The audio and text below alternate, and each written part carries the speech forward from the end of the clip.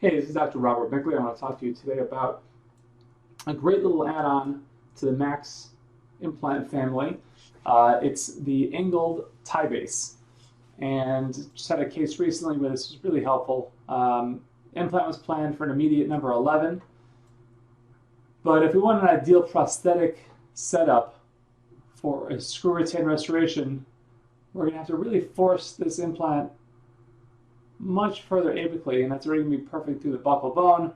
Even if I pull it in here, I still don't like it compressing on that buccal plate.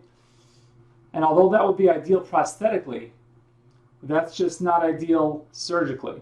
So how do I get the best of both worlds? So I'm going to place my implant in an ideal setup.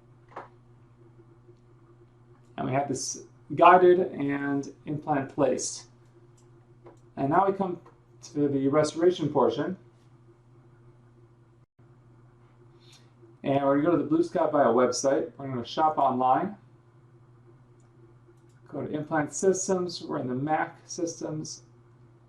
And this is the new Bio Forte, which is the hyper-aggressive threads on a 4.3 body in some different sizes. Excited to play with that, but that's for another video. And we'll go to the prosthetics and digital abutments. So your standard abutments, you've got your 1.8 collar. You've got your standard collar, you've got your narrow, you have your non-engaging, and your non-engaging without a cone.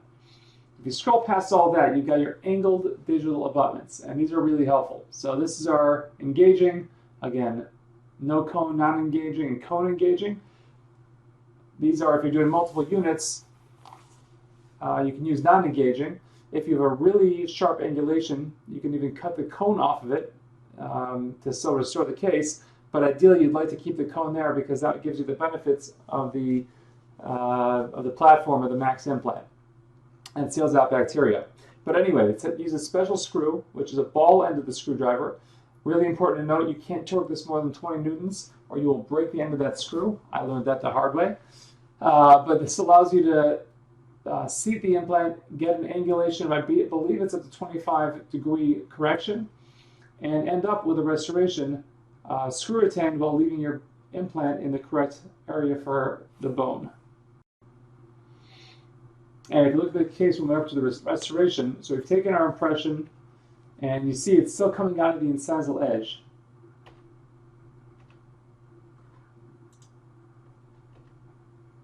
So we use this special screwdriver and we get a crown made, and you can see how the angulation is corrected with our access hole on the lingual. So we've got a beautiful sulcus there, corrected angle, and that's your final product. So a really simple way to correct your angulations, get screw retained restorations where you want them, and keep your implants in the ideal position surgically.